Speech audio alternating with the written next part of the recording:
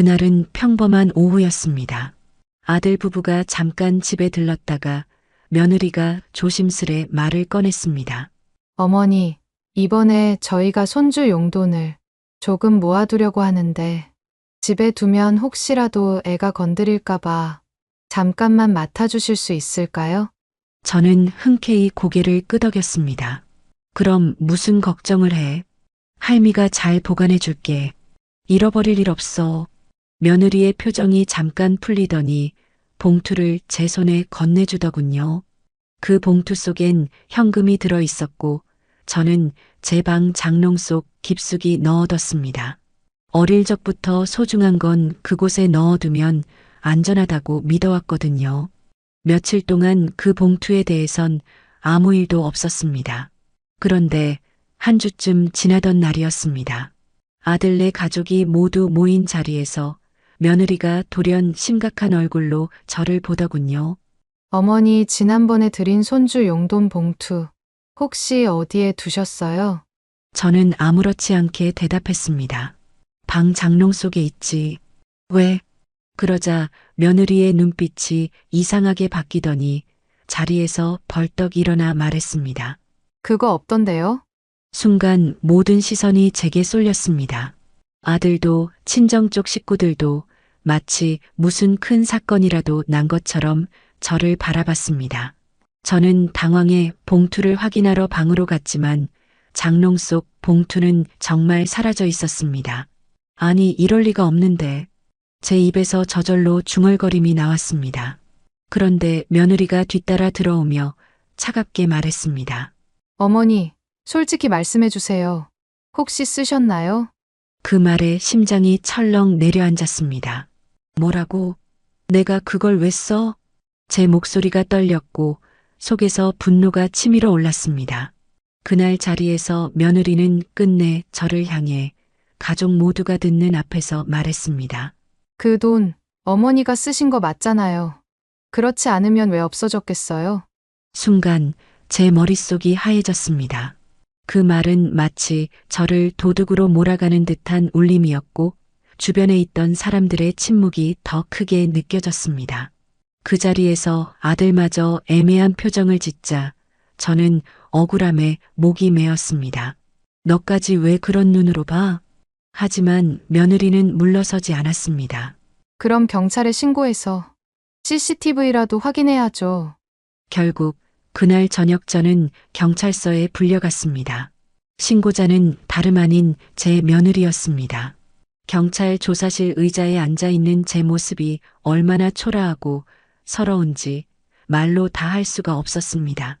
그날 밤 늦게 집에 돌아왔는데 이상하게 현관 비밀번호가 바뀌어 있었습니다. 아무리 눌러도 열리지 않더군요. 휴대폰으로 아들에게 전화를 걸었습니다. 현관문이 왜 안 열리니? 잠시 침묵이 흐른 뒤 아들이 작게 말했습니다. 며느리가 비밀번호 좀 바꿨대요. 그 말을 듣는 순간 제 안에서 무언가가 끊어져 버렸습니다. 그래, 그럼 잘들 살아봐라. 저는 그 자리에서 현관문을 두드리며 목소리를 높였습니다. 내가 뭘 잘못했는데 너희가 나를 이렇게 대접해? 이웃들이 하나둘 복도에 나와 저를 바라봤지만 그 순간 부끄러움보다 억울함과 분노가 더 컸습니다. 그동안 참아왔던 서운함과 며느리에 대한 쌓였던 감정이 한꺼번에 터져 나왔습니다. 그날 밤 저는 결국 제 친정 동생에게 전화를 걸었습니다. 그나마 사정을 이해해 줄 사람은 혈육뿐이라는 생각이 들었거든요. 동생은 다급하게 차를 몰고 와 제 앞에 서더니 놀란 표정으로 물었습니다. 누나, 이 밤에 웬일이야? 얼굴이 왜 이렇게 상했어? 저는 그제야 울음을 터뜨렸습니다. 내가 손주 용돈 좀 맡아달라길래 장롱에 넣어놨는데 없어졌다고 나를 도둑 취급하네. 경찰서까지 끌려갔다 왔어. 이제 집 비밀번호까지 바꿨다더라. 동생의 눈빛이 금세 차갑게 식었습니다. 뭐, 비밀번호를 바꿨다고? 누나를 내쫓겠다는 거잖아. 그 말에 저는 더 이상 감정을 억누를 수 없었습니다. 이게 며느리라는 게 어떻게 이렇게까지 할 수 있냐? 나한테서 뭘 더 빼앗으려고. 동생은 제 손을 잡고 자신의 집으로 데려갔습니다. 하지만 저는 밤새 잠을 이루지 못했습니다. 눈만 감으면 며느리 얼굴과 그 싸늘한 말투가 떠올랐고 경찰 조사실에서의 모멸감이 다시 되살아났습니다. 다음 날 아침 저는 결심했습니다. 이대로 억울하게 당하고만 있진 않겠다고. 아무리 가족이라 해도 제 명예와 자존심을 짓밟은 일을 그냥 넘길 수는 없었습니다. 우선 경찰에 다시 연락해 사건 내용을 자세히 설명했습니다. 저는 그 돈을 절대 손대지 않았습니다. CCTV든 지문 채취든 다 하셔서 제 결백을 밝혀주세요. 경찰은 사건 경위를 다시 기록하고 며느리의 진술과 제 진술을 대조하겠다고 했습니다. 그 일을 마치고 집으로 돌아오는 길, 제 발걸음은 며느리 집 앞으로 향했습니다. 현관 앞에 서서 문을 두드렸습니다. 잠시 후 안에서 며느리 목소리가 들렸습니다. 누구세요? 저는 단호하게 대답했습니다. 나다. 문 열어라. 문틈으로 보이는 며느리의 표정은 싸늘했습니다. 무슨 일로 오셨어요? 저는 숨을 가다듬고 말했습니다. 내가 나를 도둑으로 만들었지? 그날 가족들 앞에서 했던 말, 오늘 전부 책임져야 할 거다. 그러자 며느리는 비웃듯 말했습니다. 책임이요. 그럼 돈은요? 그 돈만 돌려주시면 다 끝날 일인데. 그 순간 제 속이 부글부글 끓었습니다. 내가 안 썼다니까? 내 손에 묻히지도 않은 돈이다. 제 목소리가 커지자 복도 문들이 하나둘 열리며 이웃들이 고개를 내밀었습니다. 이 상황이 더는 길어지면 안 되겠다 싶어 저는 뒤돌아섰습니다. 하지만 돌아서는 발걸음이 무겁고 눈물이 터질 듯 했죠. 그날 저녁 저는 집안 어른들과 친척들에게 전화를 돌렸습니다. 그동안의 일을 하나하나 설명하고 며느리의 행동을 모두 알렸습니다. 이게 집안 망신 아니냐? 손주 용돈 맡겨놓고 경찰에 신고까지 하는 게 정상인가? 통화를 마칠 때마다 제 마음속에 결심이 점점 단단해졌습니다. 이제는 제 차례였습니다. 그동안 참아온 서러움과 모욕을 반드시 갚아줄 생각이었습니다. 그 다음날 저는 아침부터 은행으로 향했습니다. 혹시 며느리가 말한 없어진 돈이 계좌를 거쳐 움직였는지 확인해보고 싶었거든요. 물론 경찰에서 조사가 진행 중이었지만 제 손으로 직접 확인해야 마음이 놓일 것 같았습니다. 은행 창구에 앉아 직원에게 조심스레 말했습니다. 혹시 제 계좌 말고 우리 집 주소로 연결된 다른 계좌나 가족명의 계좌의 최근 입출금 내역을 볼 수 있나요? 직원은 고개를 저으며 개인정보 때문에 어렵다고 했습니다. 하지만 그 순간 제 머릿속에 하나의 장면이 번쩍 떠올랐습니다. 며칠 전 며느리가 제 방에서 서랍을 정리하겠다며 혼자 들락거렸던 모습이었습니다. 그때는 별 의심을 안 했지만 지금 생각하니 그 시점이 봉투가 사라진 날과 비슷했습니다.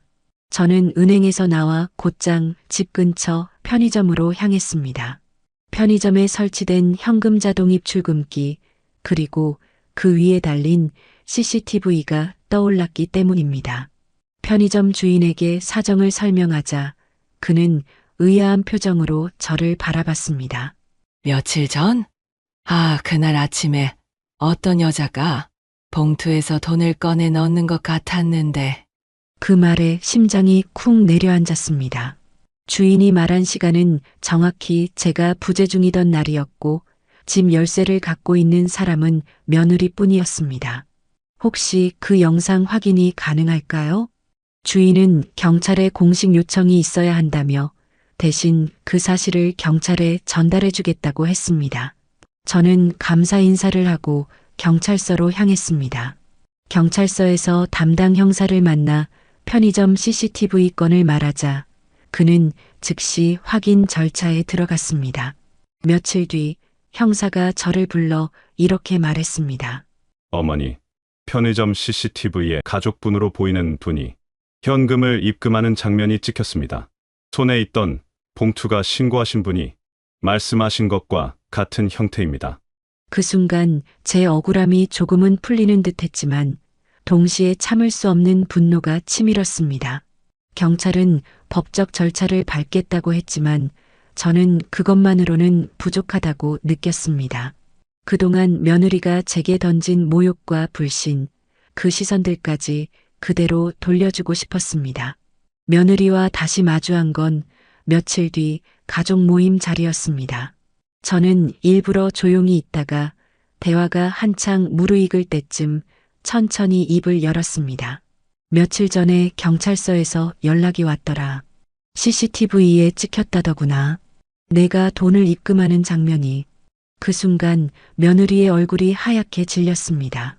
주변이 술렁였고 아들이 제 쪽을 바라봤습니다. 그게 그날은 제가 잠깐 며느리는 변명하려 했지만 저는 그 말을 끊었습니다. 내가 나를 도둑으로 몰고 경찰서까지 불러 세우더니 결국 내 손에 그 돈이 있었네. 이건 단순한 돈 문제가 아니라 사람 인생과 명예를 짓밟은 일이야. 주변 공기가 싸늘해졌습니다. 그날 이후 집안 분위기는 완전히 달라졌습니다. 아들마저 며느리를 쉽게 감싸지 못했고 저는 제 방문을 굳게 닫고 지냈습니다. 그러나 그건 시작에 불과했습니다. 며느리는 그 후에도 저를 향해 은근한 적대감을 숨기지 않았고 저는 더 이상 참을 수 없었습니다. 그날 이후 며느리는 대놓고 저를 피하기 시작했습니다.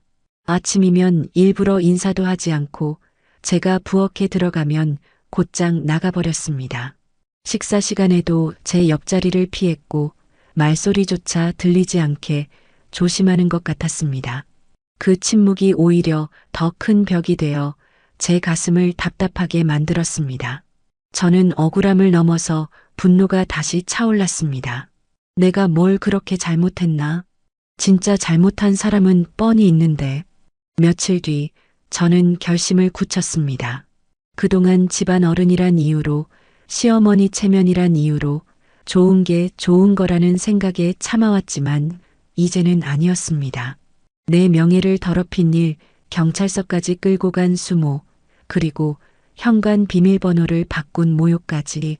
이걸 덮어두고 살아가면 나는 평생 바보가 될 거라고 생각했습니다.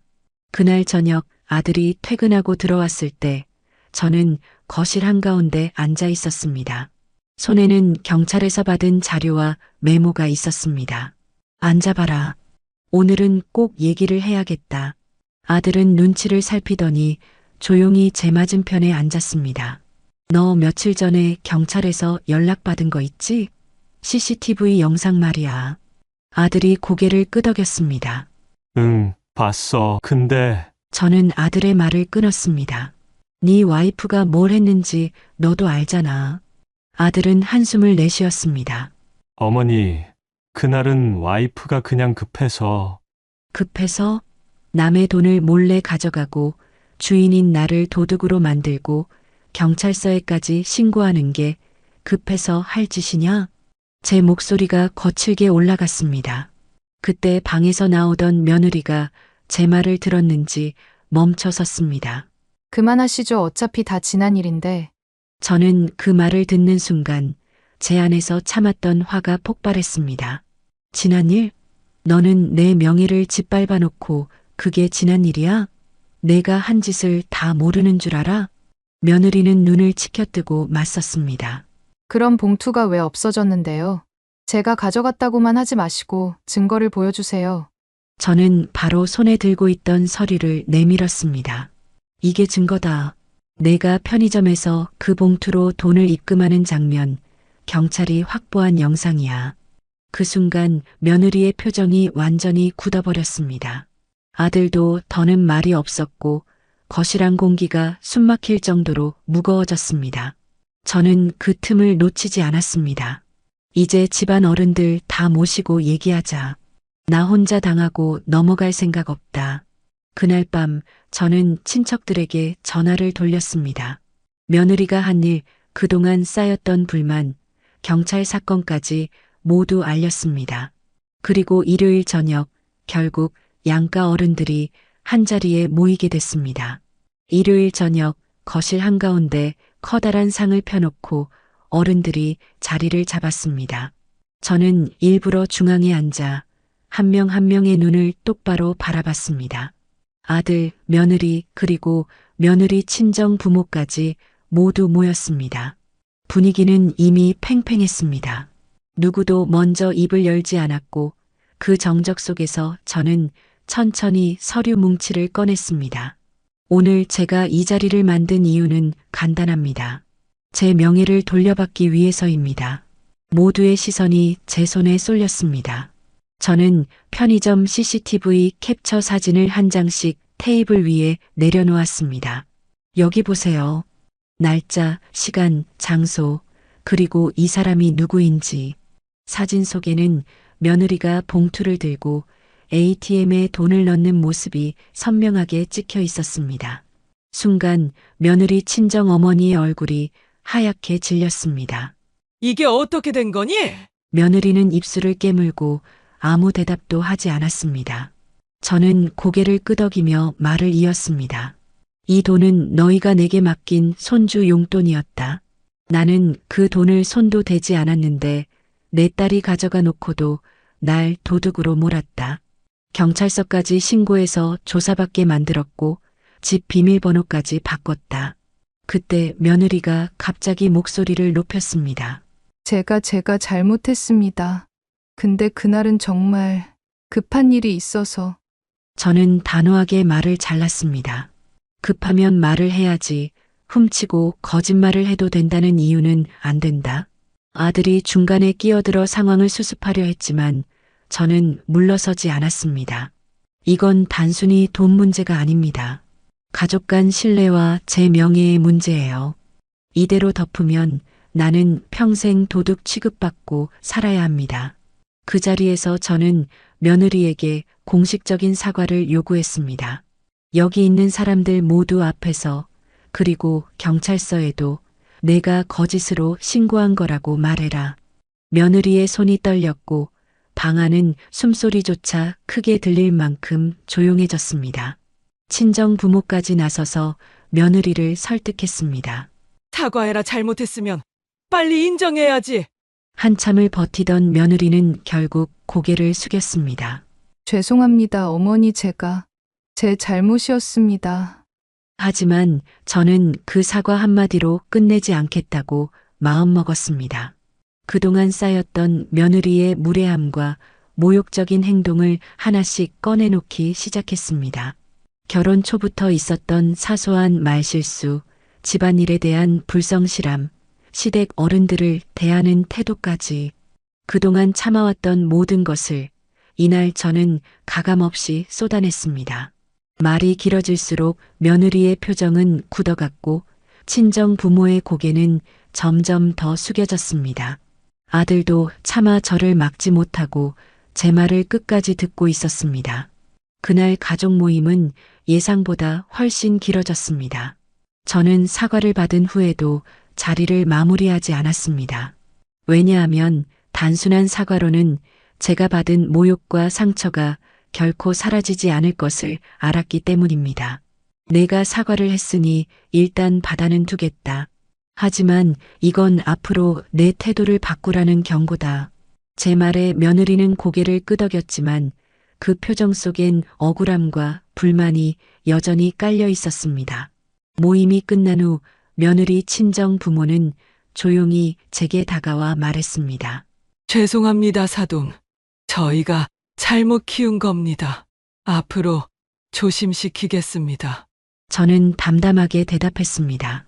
저도 사람인지라 참을 수 있는 한계가 있습니다. 이번 일은 절대 가볍게 넘기지 않을 겁니다. 그날 밤 집으로 돌아오니 거실 분위기가 얼어붙어 있었습니다. 아들은 제 눈을 피했고 며느리는 제 방 근처에도 오지 않았습니다. 저는 일부러 평소보다 더 당당하게 생활했습니다. 아침엔 거실에서 신문을 읽고 부엌에서도 눈치 보지 않고 생활했습니다. 하지만 며칠 지나지 않아 며느리의 불만이 행동으로 드러났습니다. 제가 부엌에 들어가면 일부러 싱크대 문짝을 3개 닫거나 제 말에 대답을 짧게 하거나 아예 무시했습니다. 심지어 손주 앞에서 제 말을 끊으며 할머니 말은 그냥 듣는 척만 해. 같은 소리를 하더군요. 그 순간 저는 확신했습니다. 이 아이는 진심으로 반성하지 않았고 이번 사건을 언젠가 다시 꺼내 저를 곤란하게 만들 거다고. 그래서 저는 결심했습니다. 한번 확실하게 다시는 저를 무시하지 못하도록 해야겠다고. 며칠 후 저는 조용히 친척들에게 전화를 돌렸습니다. 이번 주말에 다들 시간 좀 내줄 수 있어? 집안에 중요한 일이 있어 모이려고 해. 아들 부부에게는 알리지 않은 채로 날짜를 잡았습니다. 주말이 되자 집안 어른들이 하나둘 저희 집에 모였습니다. 그 자리에서 저는 이번 사건을 처음부터 끝까지 있는 그대로 낱낱이 말했습니다. 그리고 편의점 CCTV 사진을 다시 꺼내 보여주며 말했습니다. 이게 내가 경찰서까지 끌려가게 된 이유다. 내 조카 며느리가 한 짓이다.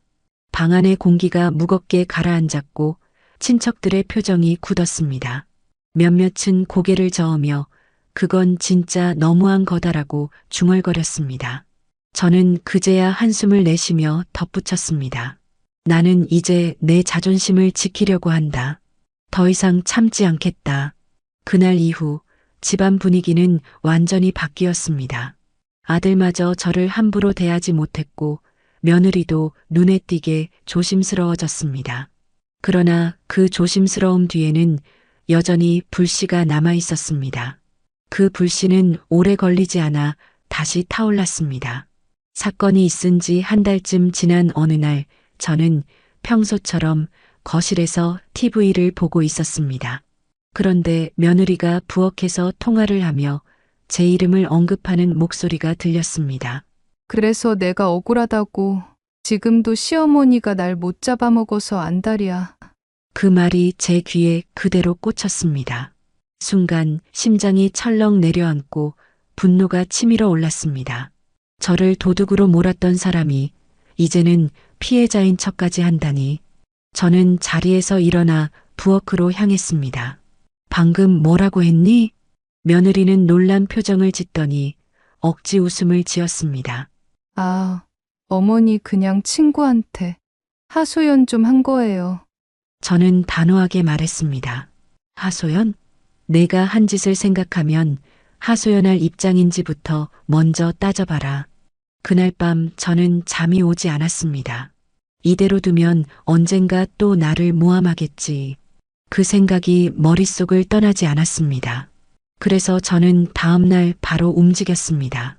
첫 번째로 경찰에 사건 종결서와 CCTV 자료 사본을 정식으로 요청했습니다.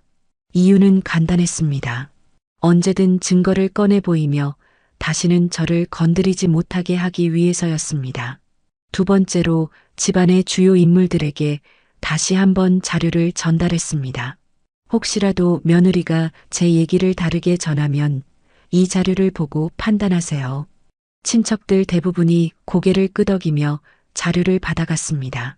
세 번째로 제가 집안 재정과 관련된 모든 일을 직접 관리하기 시작했습니다. 그전에는 아들과 며느리에게 일부 맡겼던 은행 통장과 집 문서들을 전부 제 손에 돌려놓았습니다. 이제부터는 내가 다 챙길 거다. 필요하면 내 허락을 먼저 받아. 아들도 그날만큼은 아무 말도 못하고 고개를 끄덕였습니다. 그렇게 제 영향력을 하나씩 되찾아가자 며느리는 점점 불편해하는 기색을 감추지 못했습니다. 식탁에 앉아도 제 눈치를 보고 말투는 짧아지고 표정은 굳어갔습니다. 그 모습이 오히려 제 결심을 더 굳혔습니다. 이제 한번 제대로 판을 흔들 때가 왔다. 그리고 마침내 저는 가족 전원과 양가 친척이 모이는 명절을 선택했습니다. 그날은 사람들이 가장 많이 모이고 이야기가 가장 멀리 퍼질 수 있는 날이었으니까요. 명절 당일 저는 일부러 평소보다 단정하게 차려입고 상석에 앉았습니다. 모두가 인사를 나누고 음식을 나누기 시작할 즈음 저는 조용히 숟가락을 내려놓았습니다. 다들 조용히 해주게. 오늘 내가 할 말이 있다. 방안이 고요해지고 시선이 모두 제게로 향했습니다. 저는 천천히 그러나 단호하게 입을 열었습니다. 나는 이 집안의 시어머니로서 그동안 참 많이도 참고 살았다. 하지만 이번에 며느리가 한 짓은 도저히 넘길 수 없었다. 그 순간 며느리의 표정이 굳었고 아들의 손이 며느리 무릎 위에서 움찔했습니다. 저는 주머니에서 봉투를 꺼내 테이블 위에 올렸습니다. 그 안에는 사건 자료와 CCTV 사진이 들어 있었습니다. 이게 내가 경찰서에 끌려가게 만든 이유다. 그리고 이 사람이 그 범인이다. 제가 며느리를 향해 손가락을 가리키자 방 안은 숨이 막힐 정도로 조용해졌습니다. 명절 상위에 제가 올려놓은 봉투와 CCTV 사진을 본 순간 방 안 공기가 바짝 말라붙은 듯 했습니다.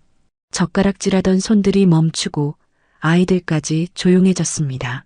모두의 시선이 며느리에게로 쏠렸습니다. 며느리 친정아버지가 먼저 입을 열었습니다. 이게 사실이냐? 그 목소리는 낮았지만 안에 담긴 분노는 숨길 수 없었습니다. 며느리는 고개를 푹 숙인 채 아무 말도 하지 않았습니다. 저는 그 침묵이 오히려 답이라고 생각했습니다. 이 사람은 내가 경찰서에 불려가도록 만들었고 가족 앞에서 도둑이라고 했다. 집 비밀번호까지 바꿔서 나를 집 밖에 세워놨다. 그게 가족이 할 짓이냐? 제 목소리가 점점 떨렸지만 울음이 아니라 억눌린 분노 때문이었습니다. 아들까지 난처한 표정으로 며느리를 바라보다가 낮게 말했습니다. 내가 잘못했네. 어머니가 이렇게까지 얘기하는 건 처음이다. 하지만 며느리는 여전히 입을 열지 않았습니다. 그때 며느리 친정어머니가 갑자기 제 쪽으로 몸을 숙이며 말했습니다. 죄송합니다, 사돈. 저희가 사과드릴게요. 부디 오늘은 여기서. 저는 고개를 저었습니다. 사과는 그쪽이 아니라 직접 저한테 해야 합니다. 그리고 이 자리에 있는 모두 앞에서 해야 해요. 그제야 며느리가 힘겹게 고개를 들었습니다. 죄송합니다, 어머니. 제가 잘못했습니다. 목소리는 작았지만 방 안 모두가 들을 만큼은 뚜렷했습니다. 그 순간 저는 단호하게 덧붙였습니다. 이 사과는 오늘로 끝나는 게 아니다. 앞으로 내가 어떻게 행동하는지가 진짜 사과다. 그리고 봉투 안에서 종이 한 장을 꺼내 테이블에 놓았습니다. 이건 내가 준비한 문서다. 앞으로 나와 관련된 모든 재정, 물품, 개인 소지품에 손대지 않겠다는 약속을 적고 내 이름과 서명을 해라. 방안이 다시 술렁였습니다. 아들마저 놀란 표정을 지었지만 저는 물러서지 않았습니다. 이 정도는 해야 내가 다시는 이런 수모를 안 당한다. 잠시 후 며느리는 눈을 질끈 감고 펜을 들었습니다. 그리고 그 종이에 서명을 했습니다. 사인을 마친 며느리는 고개를 푹 숙였고 방 안 공기는 한층 무거워졌습니다. 저는 그제야 봉투를 접어 가방에 넣으며 말했습니다. 이제 됐다. 이건 내가 평생 간직할 거다. 그 말을 마치자 친척들 중 몇몇은 고개를 끄덕이며 제 손을 꼭 잡아주었습니다. 그날 이후 집안의 권력 구조는 완전히 달라졌습니다. 아들은 예전처럼 며느리 편만 들지 않았고 며느리는 제 앞에서 목소리를 낮췄습니다.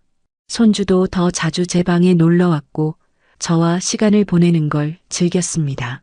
명절 이후 며느리의 태도는 확실히 달라졌습니다. 아침이면 마지못해라도 인사를 했고 제 앞에서는 함부로 말하지 않았습니다.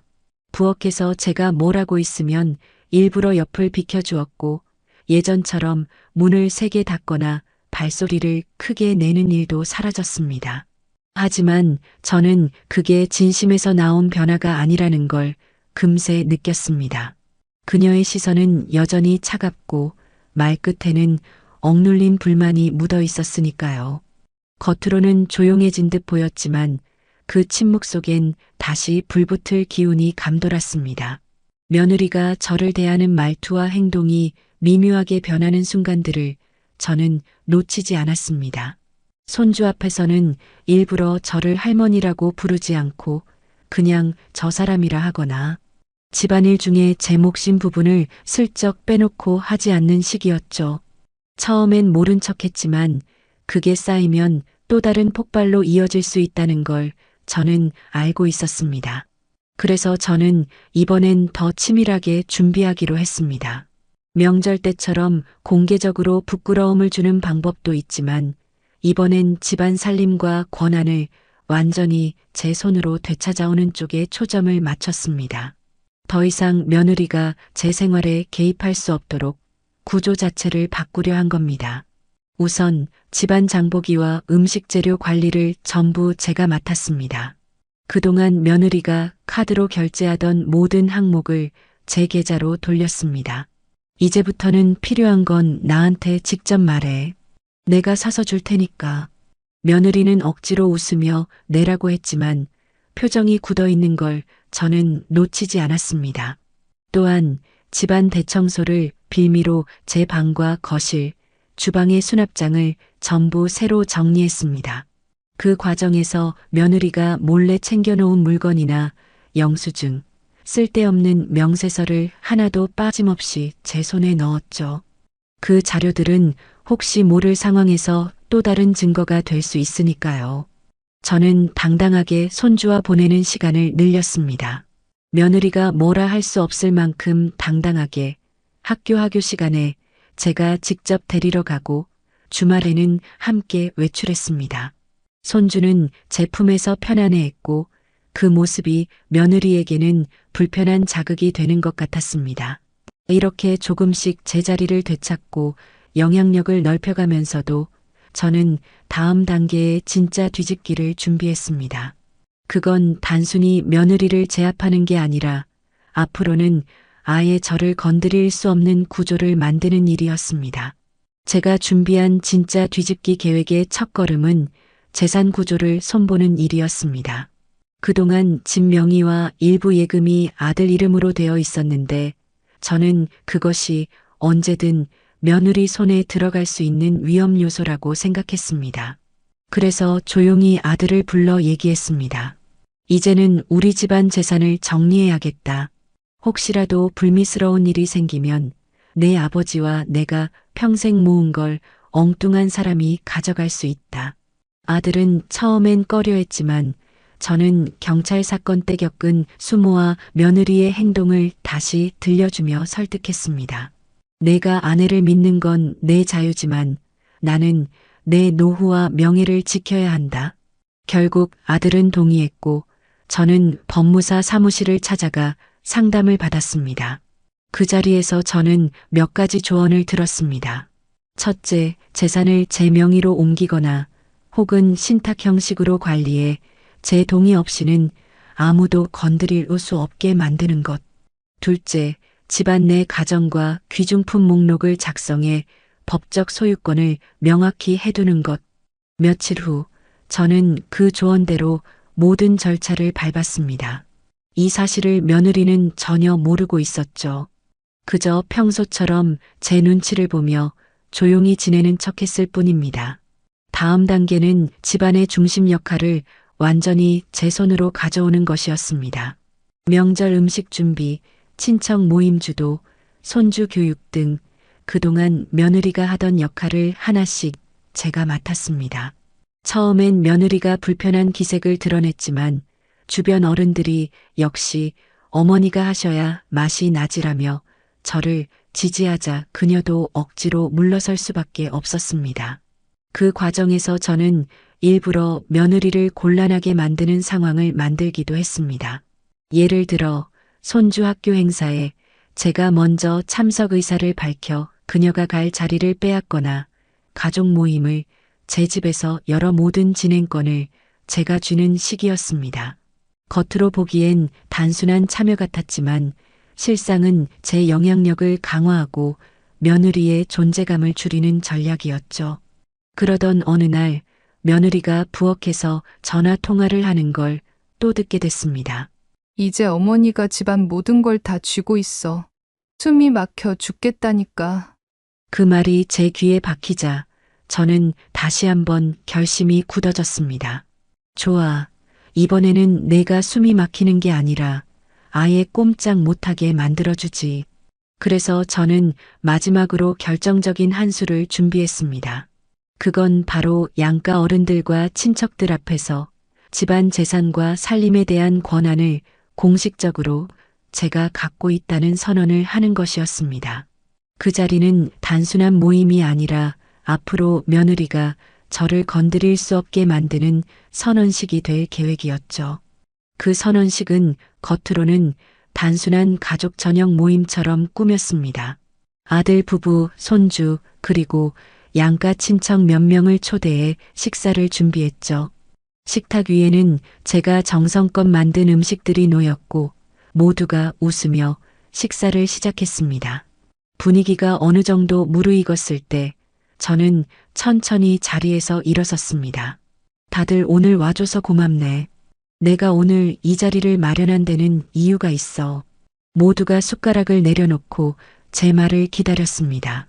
저는 준비해둔 서류 뭉치를 꺼내 테이블 한가운데 내려놓았습니다. 이건 집안 재산과 살림, 그리고 앞으로의 관리권에 관한 서류야. 오늘부로 모든 권한은 나에게 있다. 방안이 조용해졌고 시선이 아들과 며느리로 향했습니다. 아들은 이미 알고 있었기 때문에 조용히 고개를 끄덕였지만 며느리의 표정은 굳어갔습니다. 그녀는 억지로 웃으며 말했습니다. 어머니 그걸 왜 이렇게 공개적으로 말씀하세요? 저는 단호하게 대답했습니다. 공개적으로 해야 앞으로 불필요한 오해가 없으니까. 여기 있는 모두가 증인이 될 거야. 그 순간 며느리의 눈이 흔들렸습니다. 하지만 주변 친척들이 잘하셨어요, 어머니. 그게 맞죠라며 제 편을 들자 그녀는 아무 말도 하지 못했습니다. 저는 거기서 멈추지 않았습니다. 앞으로 집안 물건, 재산, 그리고 손주 문제까지 모든 건 내 허락 없이 진행하지 마라. 그리고 지난번처럼 내 명예를 훼손하거나 모욕하면 나는 다시는 가만히 있지 않을 거다. 분위기는 묘하게 얼어붙었지만 동시에 제 말이 방안 공기를 장악했습니다. 아들은 작게 한숨을 내쉬었고 며느리는 고개를 숙인 채 말이 없었습니다. 그러나 그 침묵 속에서 저는 느꼈습니다. 이날 이후 며느리가 더 이상 예전처럼 날 함부로 대하지 못하리라는 걸. 식사가 끝나고 사람들이 하나둘 자리를 떠난 뒤 며느리는 부엌에서 설거지를 하며 짧게 말했습니다. 정말 이렇게까지 하셔야 속이 시원하세요. 저는 그 말에 미소를 지으며 대답했습니다. 그래야 평생 편하지. 그녀의 손이 잠시 멈췄다가 다시 물속으로 들어갔습니다. 서로의 등 뒤로 흐르는 냉기가 부엌 안을 가득 메웠지만 이번엔 제가 한치도 물러서지 않았습니다. 선언식 이후 며느리는 겉으로는 순한 척 조용히 지냈습니다.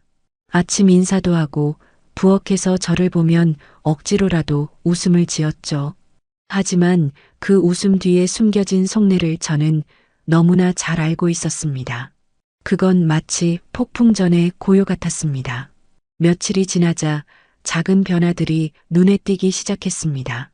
손주가 제 방에 놀러오는 빈도가 줄었고 학교에서 돌아오면 곧장 며느리 방으로 들어갔습니다. 한 번은 제가 손주에게 할머니랑 같이 숙제하자 하니 아이가 머뭇거리며 대답했습니다. 엄마가 오늘은 할머니 방 가지 말래요. 그 말에 저는 피식 웃었지만 속으로는 이미 상황을 파악했습니다. 며느리가 직접 나서는 대신 아이를 통해 저와의 거리를 두려는 것이었죠. 이건 단순한 아이 교육이 아니라 관계를 끊으려는 의도였습니다. 저는 그때부터 며느리의 행동을 유심히 관찰하기 시작했습니다.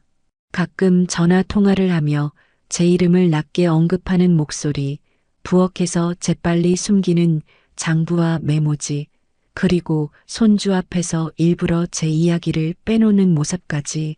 그 모든 게 작은 퍼즐 조각처럼 맞춰지기 시작했습니다.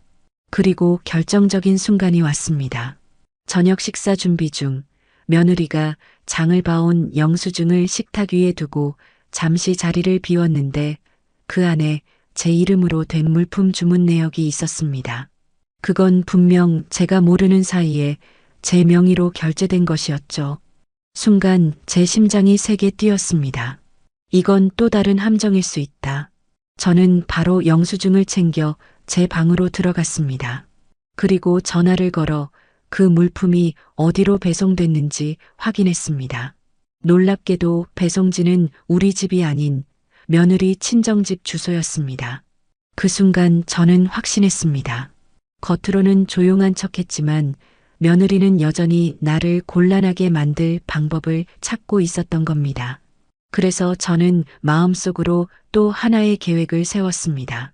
이번에는 물증을 확실히 잡아 집안뿐만 아니라 양가 모두 앞에서 완전히 판을 뒤집을 생각이었습니다.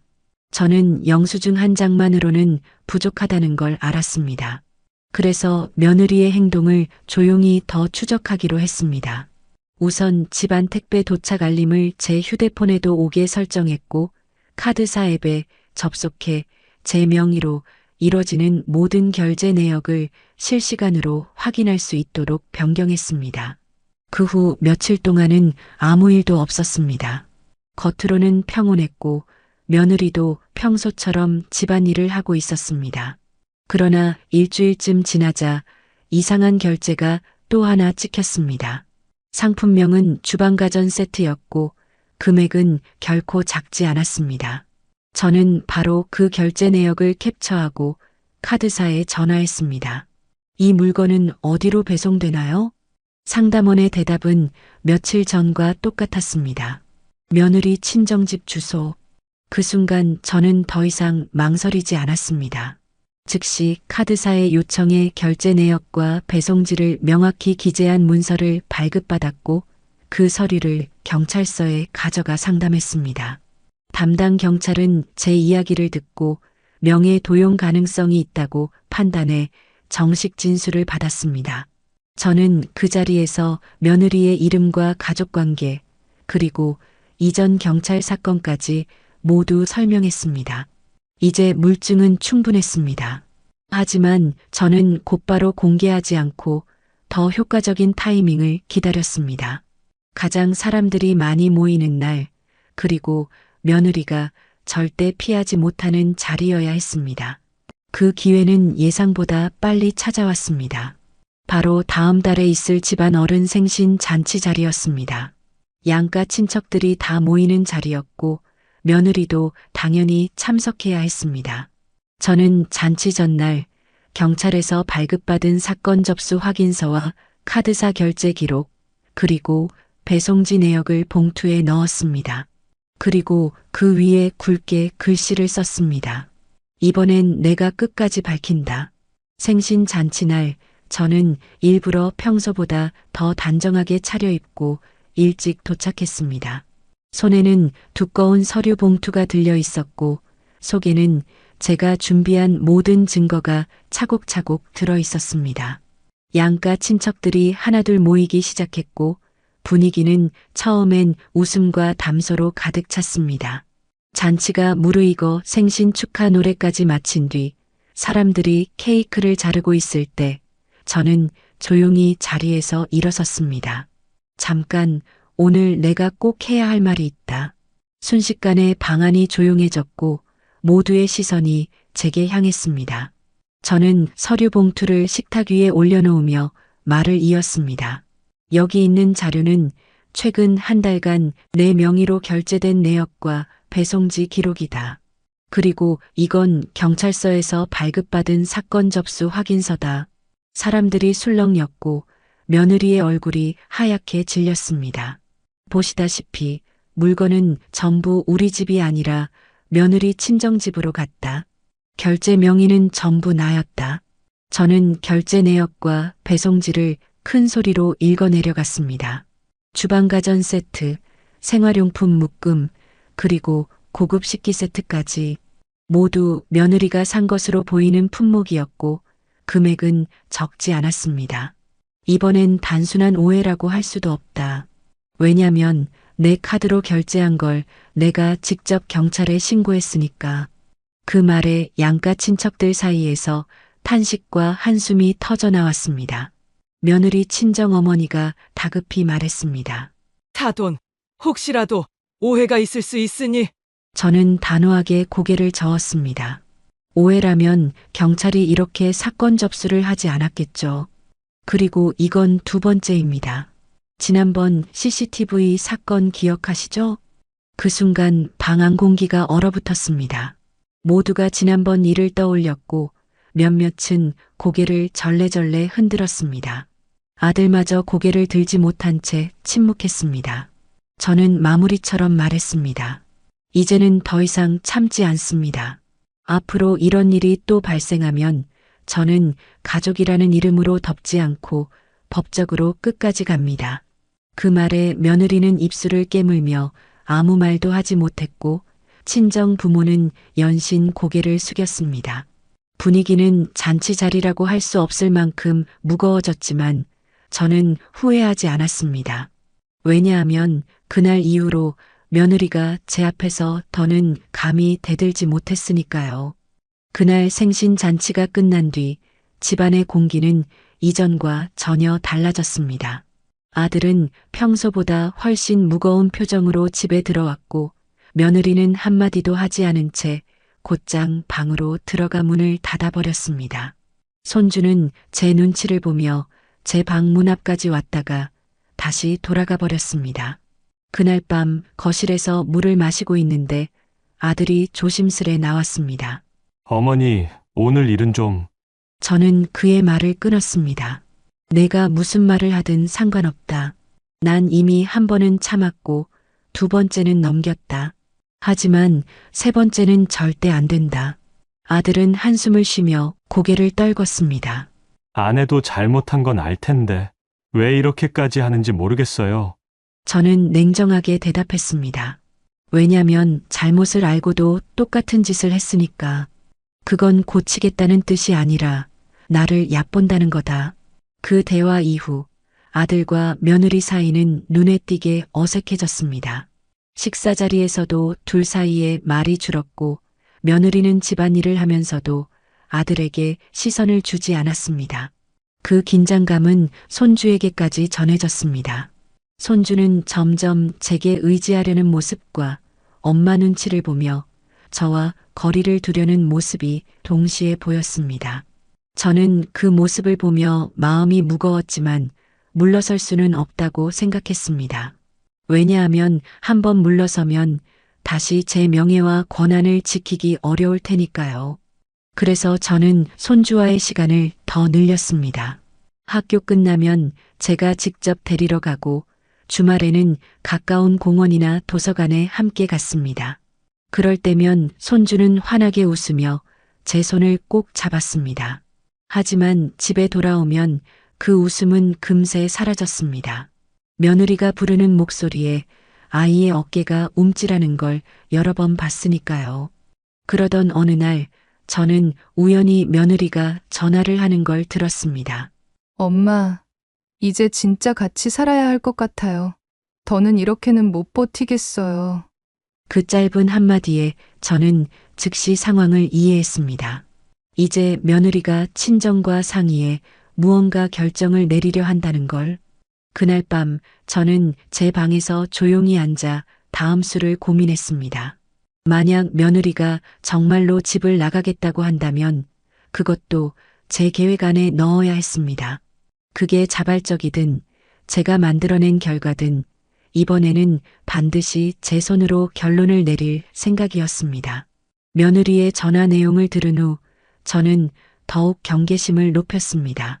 겉으로는 아무렇지 않은 척 지냈지만 속으로는 매일 며느리의 동선을 살폈습니다. 그녀가 언제 누구를 만나러 나가는지, 어떤 전화를 하는지, 심지어 장을 보러 나갈 때 어떤 걸 사는지까지 세심하게 관찰했습니다. 며칠 후 며느리가 아침부터 부랴부랴 외출 준비를 하는 모습을 봤습니다.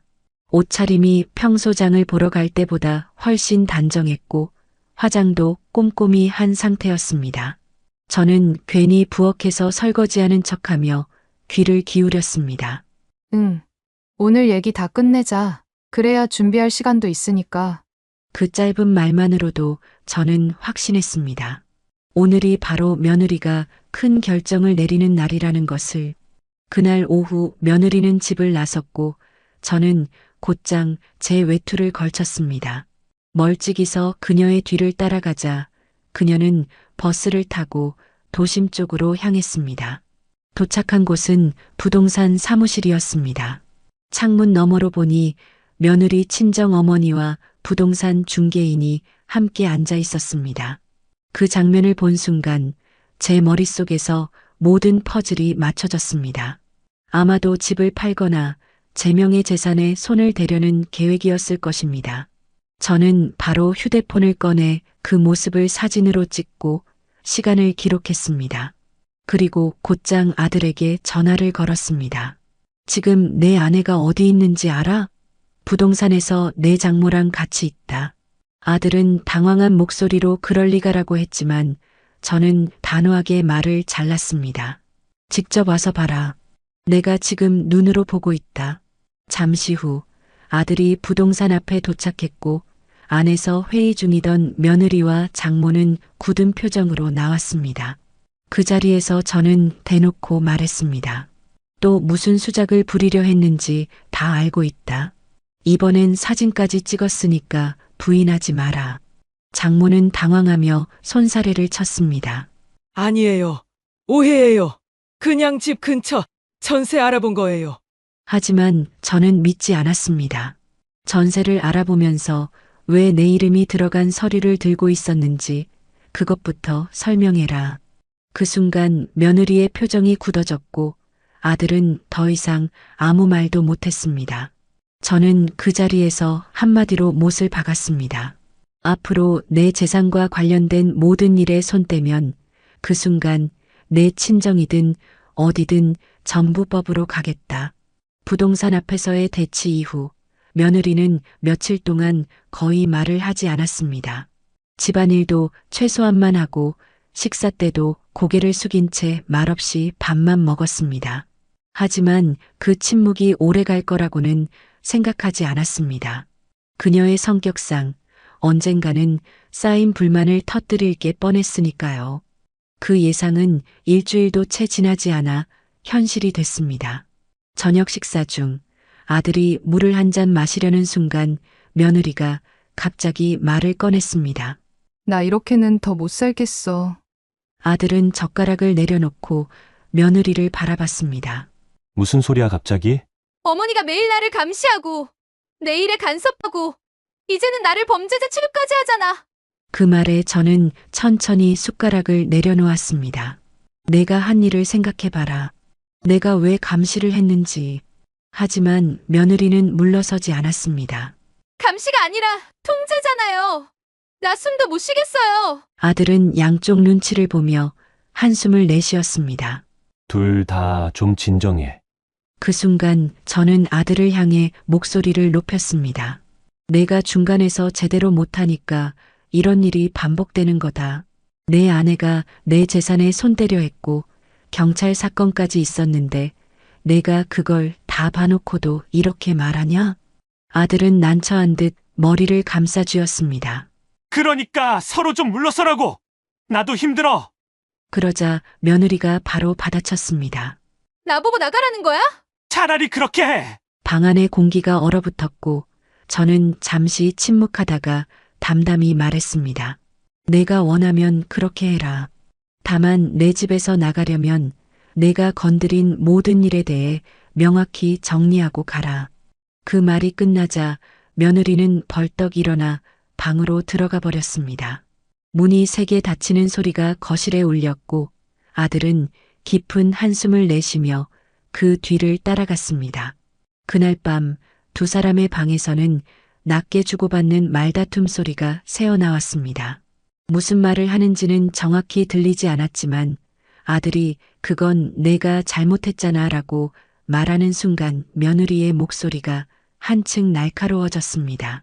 저는 그 대화를 들으며 확신했습니다. 이번 부동산 사건이 두 사람 사이의 균열을 더 깊게 만들었고 그 결과가 곧 표면으로 드러날 거라는 걸. 그로부터 며칠 뒤 결국 그날이 왔습니다. 아침 식탁에 며느리가 나타났는데 눈빛이 단단하게 굳어 있었습니다. 손에는 작은 수첩이 들려 있었고 마치 준비된 연설이라도 하는 듯 목소리를 낮게 깔았습니다. 저 이 집을 나가려고 합니다. 순간 젓가락질하던 아들이 멈췄고 저는 차분히 며느리를 바라봤습니다. 그래, 내 뜻이 그렇다면 나도 말릴 이유는 없다. 하지만 그냥 나가는 건 없다. 며느리가 잠시 눈을 피하며 말했습니다. 집만 챙기고 나갈게요. 더 이상 서로 힘들게 살고 싶지 않아요. 저는 고개를 저었습니다. 그 전에 내가 건드린 내 재산, 내 이름으로 결제한 물건, 경찰 사건 이거 다 정리하고 나가라. 그 말에 며느리 표정이 굳었습니다. 그건 이미 다 끝난 일 아닌가요? 저는 미리 준비해둔 서류 봉투를 식탁 위에 올렸습니다. 이게 정말 끝났다고 생각하는 거니? 여기 경찰 사건 접수 확인서, 카드사 결제 내역, 부동산에서 찍은 사진까지 전부 들어있다. 내가 인정하고 서명하는 순간 난 이걸 덮겠다. 아들은 고개를 저으며 두 손을 들었습니다. 제발 서로 이러지 말고. 하지만 저는 아들을 똑바로 바라보며 말했습니다. 내가 감싸주면 그게 내 인생이고 난 내 명예와 재산을 지킨다. 잠시 정적이 흐른 뒤 며느리는 한숨을 내쉬며 봉투를 열어 하나씩 서류를 확인했습니다. 그 과정에서 그녀의 손이 떨리고 얼굴이 점점 굳어갔습니다. 마침내 그녀는 서명을 하더니 짧게 말했습니다. 됐죠? 그럼 전 준비하겠습니다. 그날 오후 며느리는 짐을 꾸리기 시작했습니다. 옷과 개인 물건을 가방에 넣는 동안 손주는 거실에서 울고 있었습니다. 저는 아이를 꼭 안아주며 조용히 속삭였습니다. 괜찮아. 할머니가 항상 여기 있을 거야. 짐을 모두 챙긴 며느리는 현관 앞에서 신발을 신으며 마지막으로 제게 한마디 했습니다. 이렇게까지 하셔야 속이 후련하셨나요? 저는 담담히 대답했습니다. 후련하다. 그리고 이게 내가 만든 결말이다. 문이 닫히는 소리가 집안에 울렸고 그 순간 공기가 훨씬 가벼워진 듯 느껴졌습니다. 아들은 한동안 말이 없었지만 그날 이후로 저와의 대화가 조금씩 늘어났습니다. 며느리가 집을 나간 뒤 집안 공기는 확실히 달라졌습니다. 아침마다 부엌에서 느껴지던 팽팽한 긴장감이 사라졌고 식사 자리에서도 조용히 밥을 먹을 수 있었습니다. 무엇보다 손주가 다시 제 방으로 자주 놀러 오기 시작했습니다. 처음 며느리가 떠난 며칠간 손주는 약간 어색한 듯 했지만 곧 예전처럼 저와 함께 숙제를 하고 저녁 산책도 따라 나섰습니다. 할머니, 오늘은 학교에서 아이의 목소리가 다시 활기차게 들리자 제 마음도 한결 가벼워졌습니다.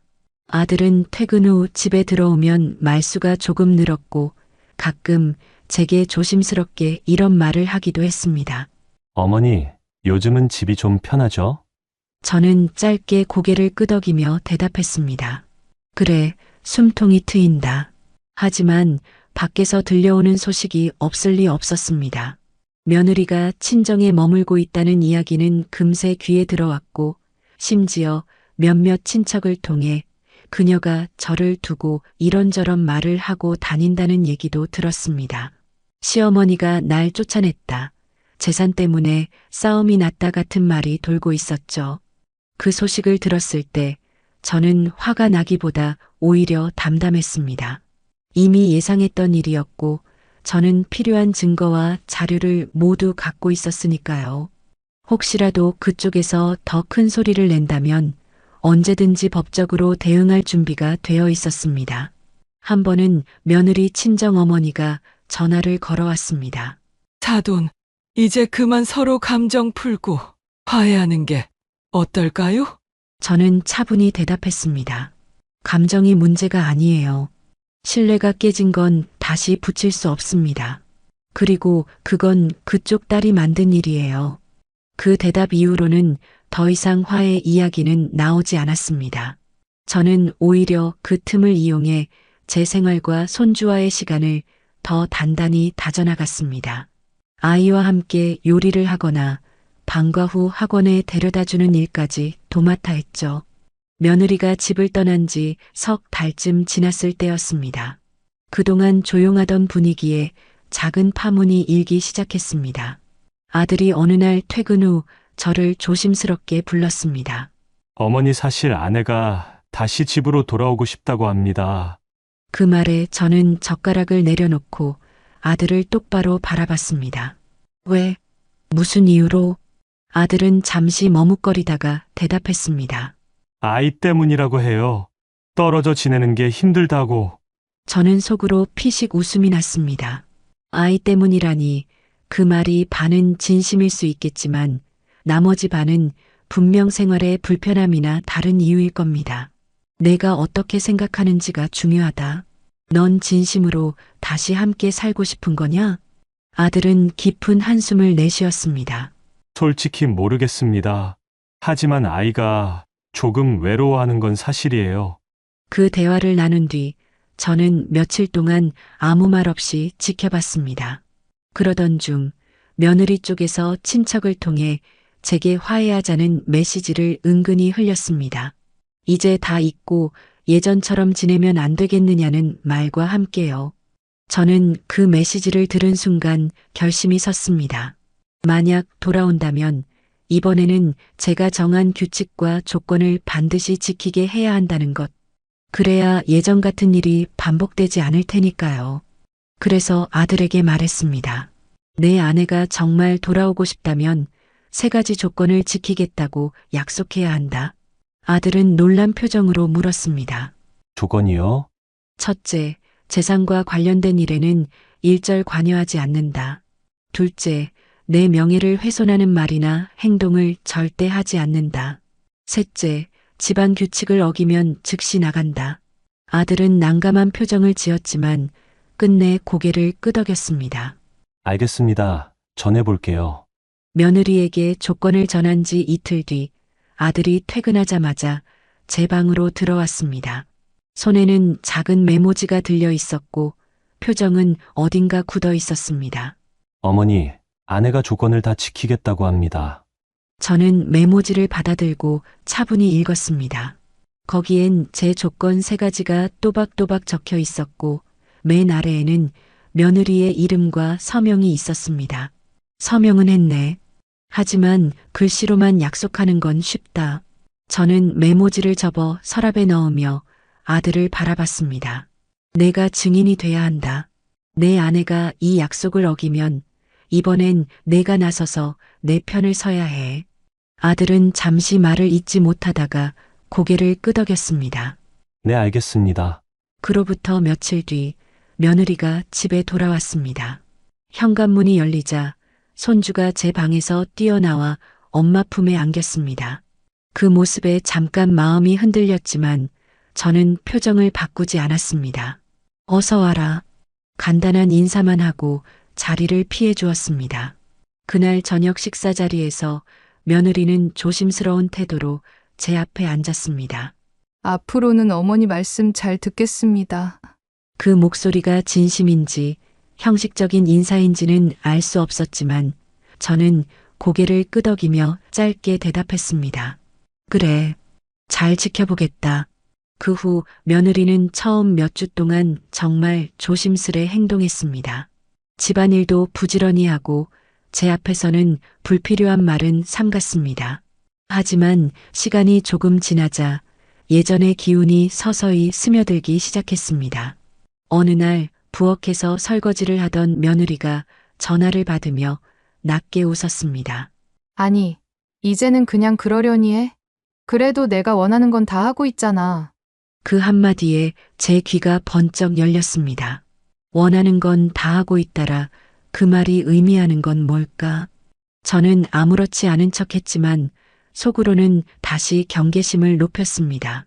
이번에는 예전처럼 감정적으로 대응하지 않고 며느리의 의도를 끝까지 지켜보기로 했습니다.